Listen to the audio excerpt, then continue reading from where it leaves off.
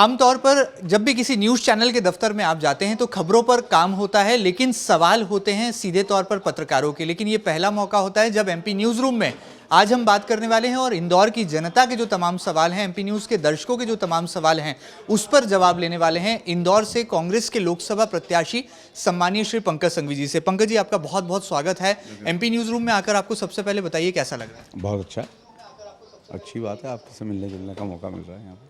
चलिए, सबसे पहले यहाँ पर सवालात का सिलसिला शुरू करते हैं। ये वो सवाल हैं जो कि इंदौर की जनता यहाँ पर कांग्रेस के प्रत्याशी पंकज संघवी जी से पूछना चाहती है। सबसे पहला सवाल कौन सा है जो कि दर्शकों की तरफ से आया है, सबसे पहले जानते हैं। देव जी, पहला कौन सा सवाल है जो कि पंकज संघवी जी से इंदौर की जनता जानना और समझना चाहती है? जी देखिए, जो सबसे पहला सवाल हमारे पास आया है कि लोकसभा चुनाव में जो इंदौर के लिए सबसे बड़ा मुद्दा होगा वो क्या होगा? इंदौर का मुद्दा क्या होगा? देखिए, सर्वप्रथम तो आज आप देखिए, ये इंदौर शहर मिलों से मजदूर काम करते थे, आज सारी की सारी मिलें बंद हो गई है, उनके रुपए उनको नहीं मिल पाए। माननीय हाईकोर्ट ने आदेश करने के बाद भी आज तक उनको पूरी तरह से ढंग से रुपए प्राप्त नहीं हो पाए हैं। मेरा यही कहना है कि मिलें कम से कम वापस, कम एक मिल तो चालू रहे। इसके साथ साथ जो गरीब एरिया हैं, जो अवैध कॉलोनियाँ बस गई हैं, माननीय कमलनाथ जी ने 164 कॉलोनी जो अवैध थी उसको अभी नियमितीकरण किया है। हम चाहते हैं कि इसको और अधिक से अधिक तादाद में जो अवैध कॉलोनियाँ हैं वो नियमितकरण हो जाए। जो गंदी बस्तियाँ हैं इनके आसपास मल्टी बन जाए और ये परिवार उस मल्टी में रहने चले जाएँ, ये हमारी प्राथमिकता रहेगी। इसके साथ साथ जहाँ पानी की समुचित व्यवस्था नहीं है, साफ पानी की व्यवस्था करने के लिए वहाँ नर्मदा के लिए टंकियाँ बनाई जाएगी, नर्मदा का पानी उसमें आए और इन सब गरीब जनता को वहाँ का पानी उपलब्ध हो सके। आज गर्मी में त्राही मच गई, अभी से टैंकर लगाना पड़ रहे हैं। हमारे पर नर्मदा जी की लाइन से टंकियाँ भरा जाए तो बहुत अच्छा काम हो जाएगा। ये बड़ी बात है यहाँ पर। और इस सरकार ने नोटबंदी कर बेरोजगारियाँ बढ़ा दी है, कई कल कारखाने बंद हो गए। तो हम चाहते हैं कि आदरणीय राहुल जी ने कहा है कि 3 साल तक कोई भी धंधा करने वालों को लाइसेंस नहीं लेना पड़ेगा और लाइसेंस की प्रणाली से उनको छुटकारा मिलेगा और अपना रोज़गार चालू कर सकते हैं। तो हम चाहेंगे कि ये सब करके वो अपना रोज़गार चालू करें, लाइसेंस की प्रक्रिया उन पर न लागू है और जो बेरोजगार युवक हैं उनको रोज़गार प्राप्त हो जाए। चलिए, बड़ी बात है। इंदौर के मुद्दे यहाँ पर निकल कर आ रहे हैं। रोजगार प्राथमिकता में है, अवैध कॉलोनियों को वैध बनाने का जो है एक बड़ा पहलू है, उस पर भी छूने की कोशिशें करेगी यहाँ पर कांग्रेस पार्टी, यदि वो सरकार में आए तो। आगे बढ़ते हैं, अगला सवाल है हमारे सहयोगी युवराज सिंह है। युवराज, क्या सवाल है जो कि जनता जनार्दन की तरफ से आया है लोकसभा प्रत्याशी श्री पंकज संघवी जी के सामने? लगातार 30 सालों से इंदौर में बीजेपी की सत्ता कब्ज़ थी, परंतु एकाएक सुमित्रा महाजन ने चुनाव लड़ने से इनकार कर दिया। तो उसके बाद आखिर क्यों देरी हो रही है प्रत्याशी घोषित करने में बीजेपी पार्टी की तरफ से, और इससे आपको कितना फ़ायदा पहुंचेगा? कितना फायदा मिलेगा? कोई चेहरा अभी तक आपके सामने नहीं दिख रहा है कि उनकी पार्टी में झगड़े चल रहे हैं। तो किसी भी पार्टी में झगड़े चल रहे हैं, लगातार चल रहे हैं। कल कोई नाम आता है, फिर लालवानी जी का नाम आता है, लालवानी जी का नाम काटा जाता है तो फिर कोई नया नाम आता है। तो रोज़ कोई ना कोई नाम आता है और नाम नहीं आने के बाद साथ साथ ये बता दिया था नहीं मोदी जी आ रहे हैं, मोदी जी आ रहे हैं, मोदी जी आ रहे हैं। तो जनता बेवकूफ़ बनती रहे और हम लोग डिक्लेयर नहीं कर पा रहे हैं। ये है आज ये हालत है इनकी कि आप गोपी जी से पूछो तो कि मेरा हो रहा है, लालवानी जी से पूछो तो मेरा हो रहा है, उमा शशि शर्मा के मेरा हो रहा है, कौन का नहीं हो रहा है ये बताओ, मोदी जी के मेरा हो रहा है। बड़ी बुरी हालत है। ताई चाहती है कि उनके बच्चे का हो जाए, तो ऐसा कुछ हो नहीं पा रहा है। पार्टी हाईकमान तय नहीं कर पा रही उनकी, जैसे उनकी पार्टी का अंदरूनी मामला है। लेकिन इससे फ़ायदा तो होता ही है कि आज इतने साल की पार्टी 30 साल से इंदौर में राज कर रही है और अभी तक अपना लोकसभा का प्रत्याशी नहीं दे पाई है। कांग्रेस पार्टी ने तो हमें डिक्लेयर कर ही दिया, तो इसका फ़ायदा तो होता ही है। चलिए, बढ़िया। यहाँ पर चुटकी ले रहे हैं राजनीतिक तौर पर पंकज संघवी जी। अगला सवाल है हमारे सीनियर कॉरेस्पॉन्डेंट हैं संदीप मीणा। संदीप, क्या सवाल है जो कि जनता जनार्दन पूछना चाहती है संघवी जी से? दादा, मेरा एक सवाल है कि इंदौर में जब आप महापौर का चुनाव लड़े थे तब निर्वाचन प्रक्रिया को लेकर आपने कई सवाल खड़े किए थे, आपने एक याचिका भी दायर की थी। लेकिन इस बार क्योंकि चूँकि ईवीएम का मुद्दा जो रहता है या फिर मतदान में गड़बड़िया का मुद्दा जो है पिछले विधानसभा में जोर शोर से गूंज जाता था, तो इस बार क्या पंकज संघवी की जो सेना है निर्वाचन में किस तरीके से निगरानी रखेगी? सतर्क कितने हैं, अलर्ट कितने हैं? देखिए, सबसे पहले तो जहाँ पेटियाँ रखी जाती है ना, वो जेमर लगना चाहिए और अच्छी तादाद में लगना चाहिए कि बाहर से कोई भी उसका दुरुपयोग नहीं कर पाए। उन जो पेटी रहती है इनकी ईवीएम मशीन की, इस पे किसी भी तरह का कोई भी बाहर से उसको नहीं चला पाए। मेरा चुनाव आयोग से यही मांग रहेगी कि वहाँ पर जेमर सिस्टम लगे और जेमर के साथ साथ ये हमारी ईवीएम मशीन रखी जाए, क्योंकि कांग्रेस की सरकार है। जो मेरे साथ महापौर चुनाव में ने बेईमानी कर ली सो कर ली। अब माननीय कलेक्टर साहब ऐसे बड़ा ईमानदार हैं, वो ऐसा कुछ नहीं करेंगे, क्या ना हमारी तरफ से ना उनकी तरफ से। इसलिए बेफिक्र रहना चाहिए। कलेक्टर साहब एक अच्छे इंसान हैं, समझ में आ जाता है इतने टाइम में इंदौर में कौन कैसा है। और हमारे साथ जिन्होंने जो किया था वो उस समय की समझ थी उनकी, मुख्यमंत्री जी ने जैसा उनसे कहा उन्होंने वैसा किया, इसलिए अब कोई गलती नहीं होगी। फिर भी सतर्क तो हम रहेंगे। चलिए, सतर्क हैं और सतर्क रहेंगे, ये बड़ा संदेश यहाँ पर पंकज संघवी जी दे रहे हैं। अगला सवाल है, हमारी एंकर है नम्रता बुंदेला। नम्रता जी, क्या सवाल है जो कि जनता जनार्दन की तरफ से आया है और आप पूछना चाहेंगे? जी पंकज जी, मैं ये पूछना चाहूँगी कि आपकी व्यापारियों और समाज में तो काफ़ी अच्छी पैठ है ही, काफ़ी चर्चे आपके शुरू से ही होते रहे हैं, लेकिन अब बहुत ही विचार विमर्श करके और बहुत विश्वसनीयता के साथ कांग्रेस पार्टी ने आपको ये टिकट दिया है। तो अब जब इंदौर की आम जनता की बात करें तो वो क्या कारण है जिसके आधार पर जनता आपको सांसद चुने? क्यों आपको इंदौर सांसद बनाए? इंदौर की जनता क्यों? किसी ने तो मुझ पर विश्वास किया ही किया है, पर इंदौर की जनता ने मुझे बहुत प्रेम दिया है। 1998 की बात बताता हूँ मैं, जब मैं लोकसभा पार्टी ने मुझे दिया था, तब भी मुझे अटल जी की लहर के होते हुए ताई के सामने 3,90,000 से ऊपर वोट आए थे। मेरे बाद वाले चुनाव में भी कांग्रेस के उम्मीदवारों को इतने वोट नहीं आए। आप अंदाज लगा लीजिए कि मैं उस समय भी 49,000 वोट से चुनाव हारा था। उसके बाद पार्टी ने मुझे 2009 में महापौर का चुनाव में टिकट दिया, मैं चुनाव जीत गया था।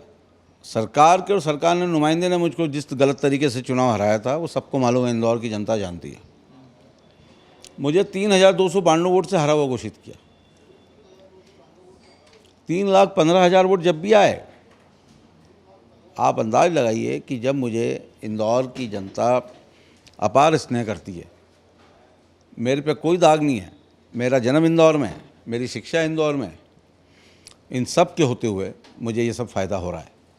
तो लोग मेरे संपर्क में रहते हैं, मेरे से किसी को नुकसान नहीं होता है, इसलिए लोग मुझे आसानी से उपलब्ध देता हूँ मैं, इसलिए लोग मुझे वोट डालते हैं। चलिए, बहुत सीधे हैं, सरल हैं, सहज हैं और सबके लिए उपलब्ध हैं, इसलिए जो है इंदौर सांसद चुने। ठाकुर भारती जी हमारे सीनियर कॉरेस्पॉन्डेंट है। ठाकुर जी, क्या सवाल है जो कि जनता पूछना चाहती है? पंकज जी, मैं पूछना चाहूँगा, मुद्दे तो इंदौर में बहुत हैं, लेकिन एक सबसे बड़ा मुद्दा है खान नदी का शुद्धिकरण। उसको लेकर आप क्या? गर्मी का मौसम है, नदियों को सहेजने की बात। हमने चाहते हम भी यही हैं कि उसकी शुद्धिकरण होना चाहिए। बीच में कोई ड्रेनेज लाइन अलग से डालने का प्रयास हुआ भी था, लेकिन वो इतना सफल नहीं हो पाया है।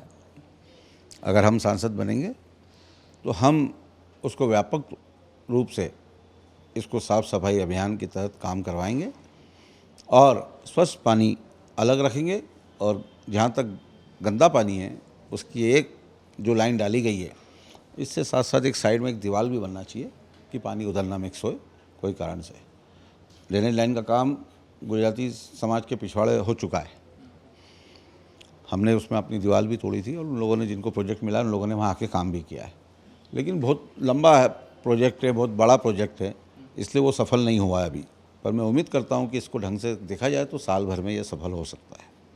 बहुत बड़ी बात है। खान नदी जो कि इंदौर की पहचान है, उसे कायम रखने के लिए जो है कांग्रेस के लोकसभा प्रत्याशी श्री पंकज संघवी जी कदम उठाएंगे, ऐसा उन्होंने वादा किया है। हमारी सहयोगी हैं, क्या लगता है आपको, किस तरह से देखते हैं आप और क्या सवाल है जनता जनार्दन? सर, मेरा सवाल है कि कांग्रेस पार्टी के सभी कार्यकर्ता आपको दादा बुलाते हैं, तो इसके पीछे क्या वजह है? दादा क्यों बुलाते हैं? दादा का मतलब? दादा का मतलब बड़ा भाई क्या, और कोई मैं वो दादा नहीं हूँ। अकेला घूमता हूँ, गाड़ी खुद चलाता हूँ, ड्राइवर गाड़ी में रहता नहीं है, किसी प्रकार का मेरे ख़ानदान में किसी भी प्रकार का वेपन का लाइसेंस नहीं है हम लोगों के पास, कोई हथियार हम रखते नहीं हैं। हम पांचों भाइयों के पास कोई भी लाइसेंस किसी प्रकार के हथियार का नहीं है। आप कलेक्ट्रेट से दिखवा सकती हैं, चेक कर सकती हैं। तो कोई वो दादा बहादुर होता ना, वो नहीं हूँ मैं मैं बड़ा भाई हूँ, उस दृष्टि से लोग मुझे दादा कहते हैं और किसी कारण से दादा। चलिए, बहुत बेहतरीन जवाब यहाँ पर आया है। हमारे सहयोगी हैं दिलीप कुमार जाटव। दिलीप, क्या सवाल है जो कि जनता पूछना चाहती है? सर, राजनीति में रहते हुए भी आपसे गुजराती ट्रस्ट का मोह नहीं छूटा, इसका क्या कारण है? गुजराती समाज से भी जुड़े हुए हैं। गुजराती समाज का मैं general secretary plus trust board का प्रेसिडेंट हूँ मैं। गुजराती समाज में 24,000 विद्यार्थी अध्ययनरत करते हैं, 1500 कर्मचारी अध्ययन करते हैं। हमारे गुजराती समाज के 11,000 मेंबर हैं, उनके परिवारों का हित देखना, 1500 कर्मचारियों का हित देखना और 24,000 बच्चों का हित देखने का काम मेरा है। इसके साथ साथ अन्य संस्थाओं में पढ़ रहे बच्चों का काम भी मेरा ही है। मैं उसको मानता हूँ, ये मेरा मोह नहीं है, ये मेरा धर्म है कि उन मध्यम श्रेणी के परिवार, गरीब परिवारों को गुजराती समाज में पढ़ाना और उनका ख्याल रखना और उनको अच्छी शिक्षा देना। तो जब कोई चीज़ राजनीति में सफलता प्राप्त ना हो पाई और कहीं बड़े पद पे नहीं गए, तो एक सामाजिक संस्था के माध्यम से मैं अपने इंदौर शहर के परिवारों की मदद करता हूँ। उसमें कोई पक्षपात की बात नहीं है। मुझे लगता है कि ये काम करने जैसा है, मैं ईमानदारी के साथ करता हूँ। और आज संस्था में 12 साल से मुझे जब जनरल सेक्रेटरी का पद दिया हुआ, तो समझ सकते हैं कि मेरे पे विश्वास करते हैं, जब ही दिया गया है। इसलिए गुजराती समाज का तो ऐसे भी बताऊँ, आप सांसद बना दोगे तब भी मोह नहीं जाएगा भैया, हैं? अपने लोग ही उस पर रहेंगे और गरीबों का काम करेंगे, मध्यम श्रेणी परिवार का काम करेंगे। धन्यवाद। और स्पष्ट नजरिया यहाँ पर पंकज संघवी जी का है। अवनीश सिंह है हमारे न्यूज़ प्रोड्यूसर। क्या सवाल यहाँ पर जनता जनार्दन का? बहुत सरल सा प्रश्न है कि आप जो सांसद के पद के लिए जो चुनाव लड़ रहे हैं, उसका क्या मूल मंत्र रहेगा? और थोड़ा सा मैं इसको और थोड़ा विस्तृत करना चाहूँगा कि जैसे अगर हम थोड़ा सा इतिहास में जाएं, जो आपके पुराने चुनाव जो आप लड़े थे, उसमें जो अंत रिजल्ट जो आया था वो आपके फेवर में नहीं था, अब वो उसके पीछे जो भी कारण रहा, तो इस बार आपकी कैसी तैयारी रहेगी? क्या मूल मंत्र रहेगा? किस तरीके से आप इसको पूरी तरीके से जीतने के लिए अग्रसर रहेंगे? जीत का मंत्र क्या होगा? कौन सा फॉर्मूला होगा जिससे आप जो है सांसद बनेंगे? सबसे खराब सीटें 2 नंबर और उसके बाद 4 नंबर। बाकी 4 सीटों पे हमारे एमएलए हैं, 1 सीट पे हमारा एमएलए 1300 वोट से चुनाव है। उसकी हार में भी कारण मैं अपने आप को मान लेता हूँ कि मैं लेट निकला, अगर मैं जल्दी निकल जाता तो वो चुनाव जीत जाता। आज 3 मंत्री हैं हमारे, सजन भाई को हमारा ही इंदौर का मानना चाहिए क्योंकि वो सोनकत से जीते हैं, लेकिन है तो इंदौर की। जीतू भाई, तुलसी भाई, संजय भाई और विशाल भाई, ये हमारे एमएलए। हम लोग ने महापौर चुनाव में भी 4 नंबर को 3,000 वोट 3300 वोट पे लाके खड़ा कर दिया था कांग्रेस के वर्कर्स ने और नेताओं ने। 2 नंबर हम 12.5 से हारे थे। अगर फिर से हमारा वर्कर और नेता मिलकर और जिन ने हमको उस समय मदद की थी वो सारे लोग मिलकर फिर से मदद कर देते हैं, तो हमें संसद से जाने से कोई नहीं रोक सकता। सिर्फ 4 और 2 को देखना है, बाकी सब तो देखा हुआ है। और 5 को आप सब देखोगे इस बार, क्या 5 नंबर की जनता आपको दिखाएगी कि हमें किस तरह से वोट देती है। हम महापौर चुनाव में 17,800 वोट से वहाँ से जीते थे हम। इस बार कोई भी लड़े, 5 नंबर हम 25,000 वोट से ऊपर जीतेंगे, ये आपको आज विश्वास दिलाते हैं। और बाकी की सीटें जीतेंगे हम। हमको जो भी करना है और 2 और 4 में ही करना है, तो हम चुनाव इसलिए जीतेंगे। अगर आप संसद पहुंचते हैं तो जो राज्य में है, जो हमारे सीएम हैं, वो भी एक एंटरप्रेन्योर हैं, वो भी एक बिजनेस क्लास के हैं, आप भी एक बिजनेसमैन हैं, आपका जो वर्ग आता है, तो ये इंदौर के लिए कितना फ़ायदेमंद रहेगा? मतलब 2 लोग मिलके किस तरीके से इसको और इंदौर को ऊंचाइयों पे ले जाएंगे? इंदौर ही नहीं, पूरे देश में फ़ायदा होगा। अगर हमारी सरकार केंद्र में बनती है तो जो जीएसटी है जो 28%, इसको 18% पे लाया जाएगा। सर्वप्रथम हम आपसे बात करें और इसका सरलीकरण करेंगे, पूरे देश में ही फायदा होगा ना। व्यापारी तो पूरे देश में ही है। इंदौर को कैसे आगे बढ़ाएंगे? सरलीकरण करेंगे जीएसटी का। सबसे पहले तो ये गब्बर सिंह टैक्स हमारे नेता कहते हैं, राहुल जी, उस गब्बर सिंह टैक्स का सरलीकरण करके कम किया जाएगा, व्यापारियों को परेशानी ना हो। ये सब करते हुए हम लोग व्यापार को रोजगारमुखी ही रहना चाहिए। व्यापार नहीं कि ये छापे वो छापे। अब तो लड़ने वालों के ही छापे पड़ रहे हैं। आदमी तो ऐसी त्रस्त हो गया है कि घर में 50 से ज़्यादा मत रखना, 1000 से, हाँ, लाख नहीं तो यूँ ही आ जाएंगे अभी मामा लोग सुबह सुबह। और आजकल तो 3 बजे आ जाते हैं, दरवाज़ा तोड़ के, सुबह भी नहीं होने दे रहे हैं। हाँ, इसलिए मेरा आपसे निवेदन है कि कांग्रेस की सरकार बनाओ, एक बार फिर से आजमाओ और 72,000 रुपये सालाना गृहिणियों को दिया जाएगा।